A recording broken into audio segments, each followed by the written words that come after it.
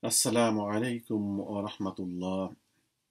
Inshallah, today we'll be discussing about 10 most important qualities we should achieve from this blessed month of Ramadan, which are as follows. Number one, ikhlas. Number two, ubudiyah. Number three, observing extreme caution in all of our affairs. Number four, patience. Number five, unnecessary talks. Number six, uh, not behaving like an ignorant. Number seven, reading and pondering over the Quran. Number eight, doing very hard work. Number nine, racing towards Maghfirah. Number 10, ihsan. I'll be starting off with the number 10 quality, which is ihsan, which is very important, which is very crucial. By Ramadan, Allah is aiming to train us that we should achieve ihsan. As Jibreel said, what is ihsan? He said, أن تعبد كأنك تراه. You do ibadah as if you are seeing Allah. فإن لم تكن تراه, if you don't see him, فإنه يراك. That if you don't see him, that indeed he is seeing you. That is ihsan. So by Ramadan, Allah wants us to cultivate that thought that you are always in front of me. You are not hidden from me. Your actions, your thoughts are always in front of me. You will be liable to me if you commit sins. So we should keep it up with this habit, as we do not eat and drink, and we do not satisfy our physical desire with the thought that I'm in front of my Allah. I will be liable for any actions which will be dissatisfying Allah subhanahu wa ta'ala. So if you can develop this habit, it will be easier for us to achieve taqwa and lead a life of muttaqi in the rest of the 11 months and in the rest of our life. And then I'll discuss about the number one qualities, which is ikhlas. Ikhlas is the first and foremost condition for any ibadah to be acceptable to Allah subhanahu wa ta'ala. That is why it has been said that man sama Ramadana, man qama Ramadana, man qama fi laylatil qadr, imana wa ihtisaba ghufira lahu ma taqaddama min zambihi. That iman and ihsan, that is ikhlas. That is the first condition for any of our ibadah to be acceptable. In this month, it has been required that we should fast, we should do qiyam with iman and ihtisab. Out of iman, with the hope of getting reward from Allah for the satisfaction of Allah. So if we can develop this ikhlas in this month, it will help us achieve taqwa and keep it up in the rest of our life. Number three is extreme caution, observing extreme caution. That is the definition of taqwa. Umar who once asked Ubay bin Ka'ab, what is taqwa? And Ubay bin Ka'ab said, have you ever treaded the paths of thorns? And Umar said, yes. Then Ubay bin Ka'ab said, Ma amilta, how did you do? And Umar said, Shammartu wastahattu. I rolled up my garment, wastahattu, and I carefully, cautiously, diligently treaded the path. And Ubay bin Ka'ab said, فَذَلِكَ التَّقْوَى. That is taqwa. So if we want to lead a life of muttaqun in this month and the rest of our life, we must be extremely cautious before doing any actions. We cannot lead a life of carelessness. We must be extremely cautious. Allah is training us in this month to be cautious so that we can be cautious in the rest of our life. Number four is patience. Patience is very important. Without patience, we cannot avoid sins, we cannot defeat iblis. By fasting, we can achieve taqwa, by properly fasting. And that's why it has been said in the hadith, as-siyamu nisfu sabr. And it has been also said in hadith that as-sabru nisful iman. So if we want to achieve taqwa, we must have patience, and fasting helps us achieve patience. Without having a strong mind and soul, we will not be able to defeat Iblis and his plots. May Allah give us tawfiq to achieve patience so that we can be muttaqun.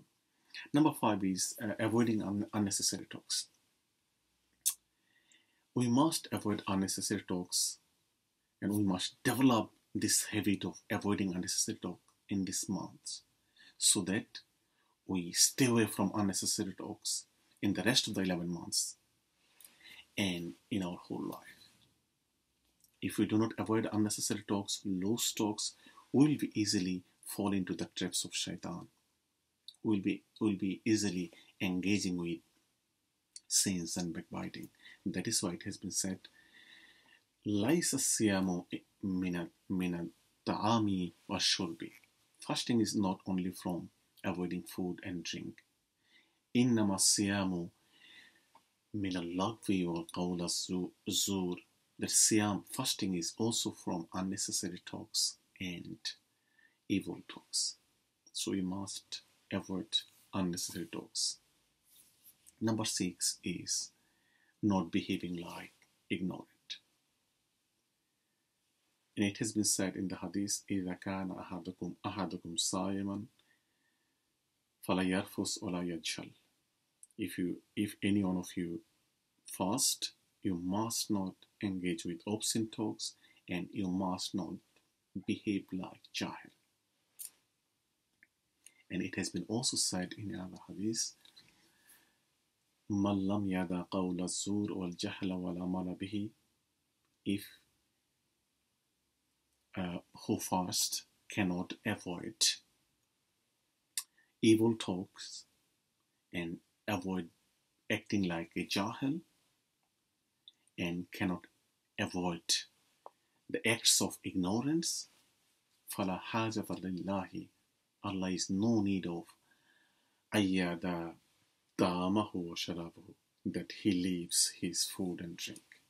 So for our fasting to be acceptable to Allah subhanahu wa ta'ala, we must not behave like an impatient, ignorant person in this month.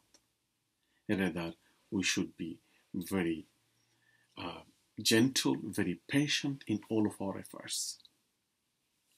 Number 7 is reading and pondering over the Quran and making Quran our best friend, best companion.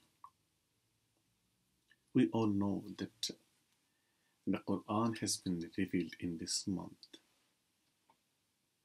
to get guidance. But to get guidance from the Quran, Taqwa is the first and foremost condition. And that is the purpose of fasting. If we read Quran, if we deeply ponder over the Quran, deeply reflect over the Quran, it will help us achieve Taqwa. Allah wants us to develop this habit of reading and pondering over the Quran, not only in this month, in the rest of our life.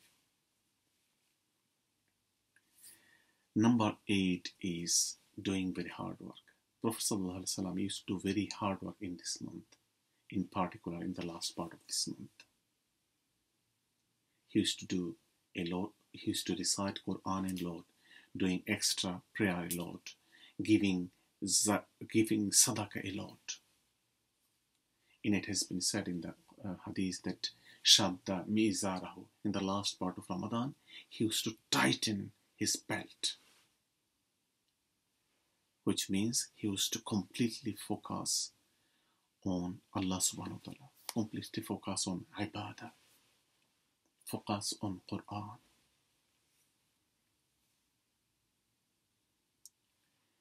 And it has been said in the hadith that Prophet kana ajuda bil khairi min ar-rihil mursala, that he used to give donation in this month. He used to give sadaqah in this month, as if that he was faster than wind. used to be very hardworking in this month. So Allah wants us to develop the quality of doing hard work, not only in this month, in the rest of our life as well. We should keep it up. Number 9 is racing towards maghfirah, which is very important. That's why it has been advised that we must make dua to Allah subhanahu wa ta'ala, saying, Innaka afuwwun tuhibbul afwa fa'fu anni ya ghafur ya ghafur. We should be focusing on getting the maghfirah of Allah subhanahu wa ta'ala in this month. And it has been said in the Quran, Sari'u ila maghfiratin wa jannatin arduha as-samawati wal ard. That race towards maghfirah. Dear viewers, it has been said in the hadith, which is very warning and which is very alarming as well, that man adraka shahra ramadana lam yukfar lahu fadakhala jahannam. If anyone reaches in this month of Ramadan and he is not forgiven, he will enter Jahannam, which is very alarming. May Allah give us tawfiq to race towards maghfirah, to achieve His maghfirah. If we do not achieve maghfirah in this month, according to this hadith, we are bound to go to Jahannam. Allahumma avirna min al-nar. Number 10, I already discussed that ihsan, Allah wants us to develop the quality of ihsan. The thought that Allah is always in front of me. My actions are not hidden from Allah. My thoughts, emotions, feelings are not hidden from Allah. We must keep it up, this habit, this quality of ihsan in the rest of our life. May Allah give us tawfiq to achieve all of this quality.